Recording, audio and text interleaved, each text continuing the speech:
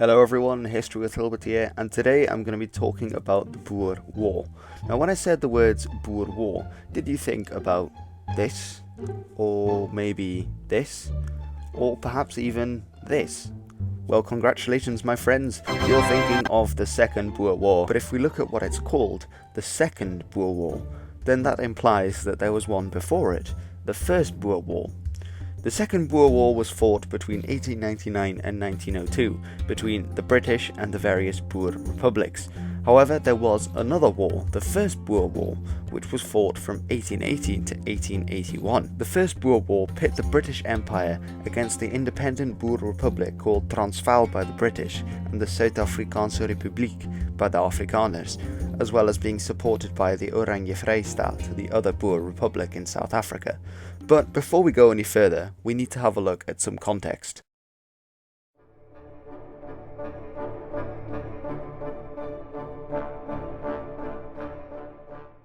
The Cape of Good Hope had been a Dutch refreshing station for VOC ships since the early 17th century, but in 1814, with Napoleon on the rise in Europe, the British annexed the colony for themselves. However, the Dutch inhabitants of the Cape Colony were not huge fans of the British and decided to leave in what they called the Groot Trek, or the Great Trek in English. If you're interested, I've got a video about that you can watch. Leaving the British alone in South Africa with the native population and those whites who did decide to stay there.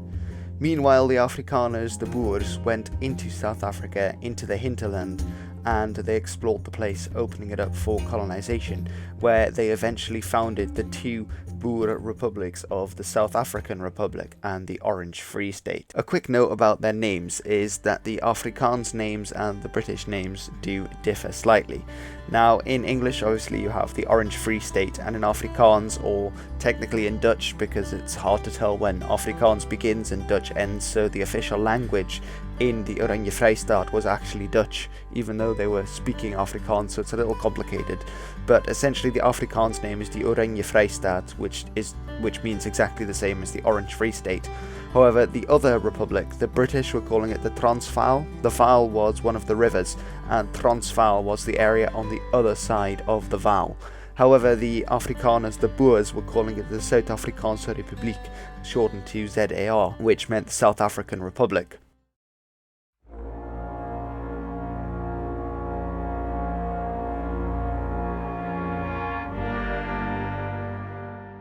One trigger causing tension between the Boers and the British government in South Africa was certainly the discovery of diamonds in Kimberley in 1868 and the subsequent diamond rush that brought lots of foreigners to the areas where the Boers were living.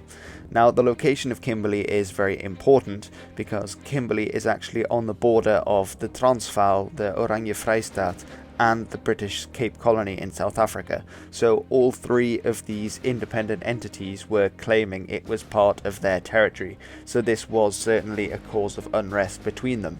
Now at this time, of course, the British were playing the imperial game. Britain didn't have that many territories in Africa at the time. They had the Cape Colony in the very south of Africa, and then in the interior of southern Africa you obviously had the two Boer republics. But just to the west you had German Southwest Africa, which is now Namibia.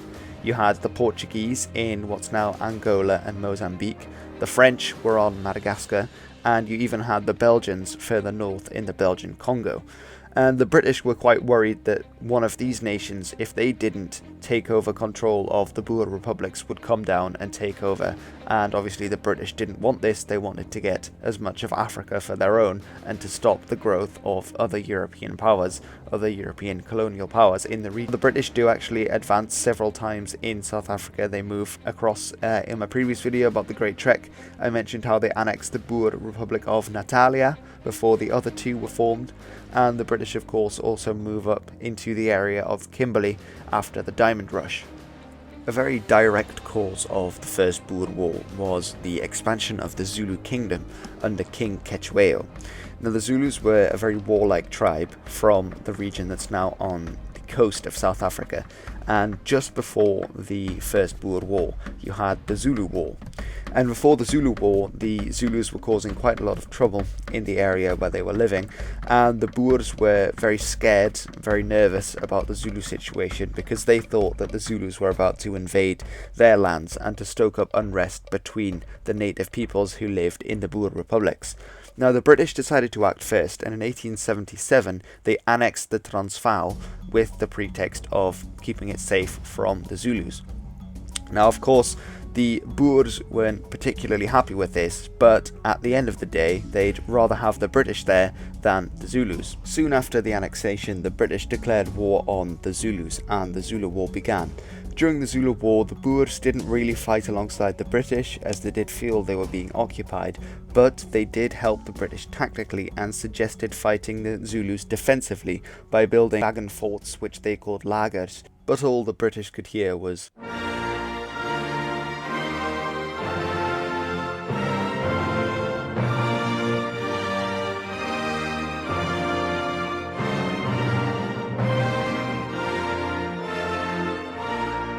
on the 22nd of January 1879, Isandlwana happened.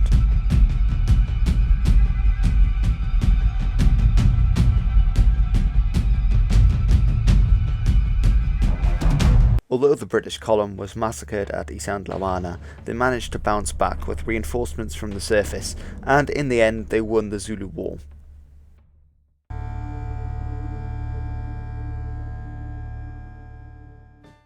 On the 20th of December, a British column en route from Pretoria was stopped by a Boer envoy who told Lieutenant Colonel Anstruster to turn him and his column back, stating that the Transvaal had declared independence and that marching any further would be a violation of its sovereign territorial rights.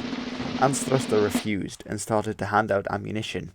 Moments later, at 12:30, the Boers opened fire, and within 15 minutes, 156 of the British lay dead, and 122 who remained were captured. The Boers only lost 2 men during the whole attack. The first engagement of the Boer War would be called the Battle of Broncos, after the little river that lay not far away. However, the Boers had already declared independence 4 days earlier, on the 16th of December. A rather funny story states that the war was caused because of a wagon. The British authorities wanted to commandeer Piet Bezuidenhout, a Boer's wagon, for their own use. However, Piet was not very happy, and he soon came back with 100 of his Boer friends and retook the wagon. The first shots were fired when the British tried to stop this from happening, although ultimately they failed. The British soon learned not to come between a Boer and his wagon. Boer republics had no real professional army like the British army that came to fight them. Instead, every man from the farm would come and join what was called a commando, which is essentially a posse. Now, the men would be very good at shooting, and often the Boer marksmen were far superior to any in the British army, as the Boers relied on their weapons to get any meat for the dinner table, so they knew that if they missed once, then the animal was gone, so they were trained to shoot once and hit every time, which really shows in the battles such as Broncos, where they inflicted huge casualties. Now, as well, the Boers were mainly dressed in khaki and everyday clothes, which blended in with the African veld, as it's called, the field. Now, as well, the Boers had been trained to use every bit of cover which they would use when hunting animals, so they were often very hard to detect for British forces, and they could blend in with surroundings and use bits of cover that the British line infantry could not. The British, on the other hand, had not been trained at all with how to deal with guerrillas, and this infinitely they didn't. The British, on the other hand, had not been taught at all how to deal with guerrilla infantry. Some lessons really should have been learned after the American Revolution.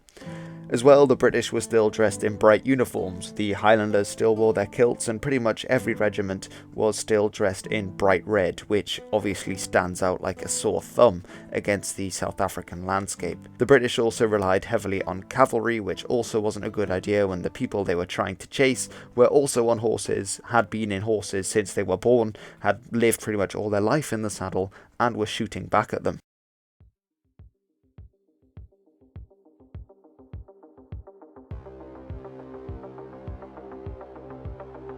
From late December 1880, all the major British garrisons in Transvaal, Wakkerstroom, Standerton, Marabastad, Potchefstroom, Rustenburg and Leidenburg, all came under siege from Boer forces.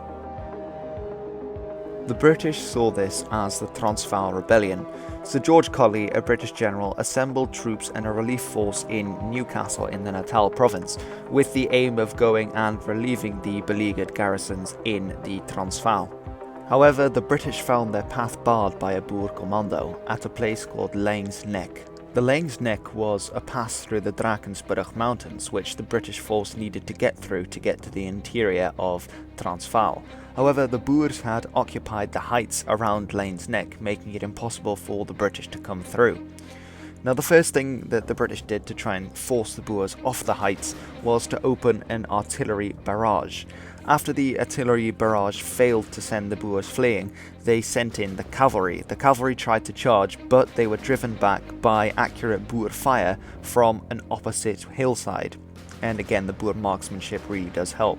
Meanwhile, the British were trying to advance towards the Boer positions on the heights, but once the British reached the top, they were fired on by Boer marksmen from an unseen trench, and they were forced to retreat.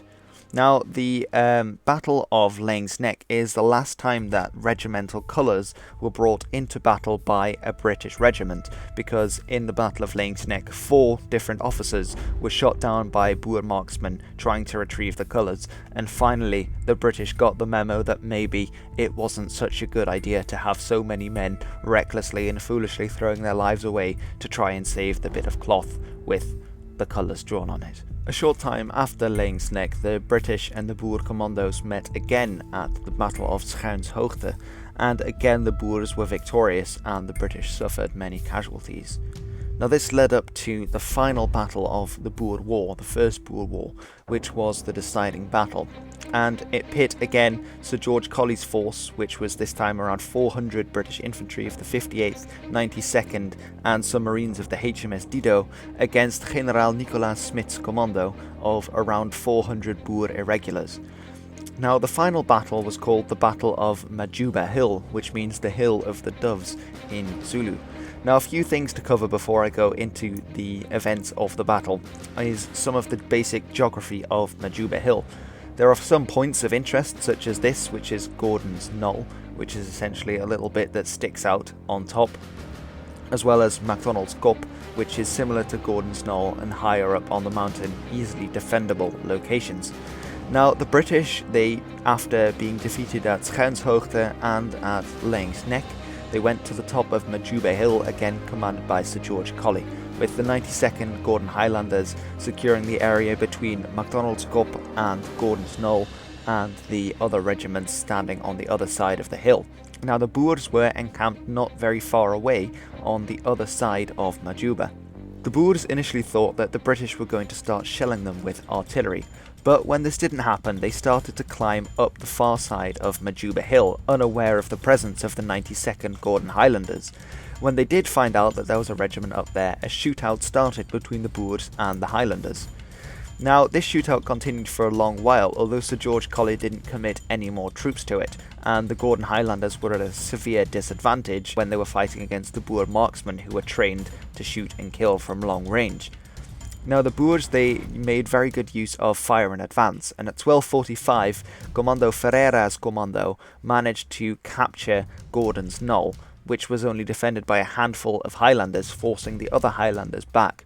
The Boers were some of the first people to employ the fire in advance technique, where one group of the commando would keep the enemy pinned down while another group crossed the open ground. Because of course, while Majuba Hill wasn't a hill, there was not much cover in certain areas, especially the bit before Gordon's Knoll. So to counteract this and to stop the Highlanders from simply shooting all the Boers as they came across the open ground, one section of the commando would pin them down with accurate fire, while another section would storm across the open ground until they got to cover, until they had enough men on the other side to capture Gordon's Knoll, which they did. Now, after this, the capture of Gordon's Knoll, the Boers, again, they have a second wave of attack, where they come around and attack the 58th Regiment. Meanwhile, other Boer forces move in and capture MacDonald's Cup, as well as sending in smaller parties to scale the much steeper side, who then engaged with the Marines of the HMS Dido. Now at this point the British are becoming surrounded, and the Boers essentially they come up on the heights and start firing down onto the British who are on the plateau of Majuba Hill, at which point they really start to panic.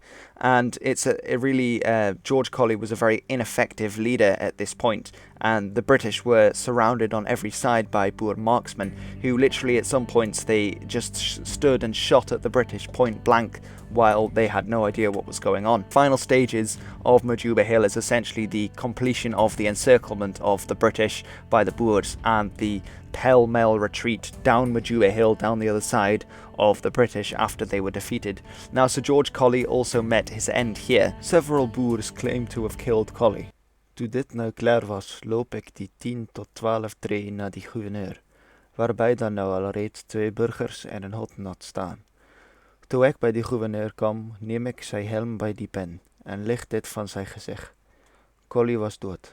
Die kool had door hem die helm en bo die rechteroog ingegaan en achter die linkeroor uitgekom. Ons was die dag onder bevel van generaal Joachim Ferreira, J.A. van Tonder, Boerkommando.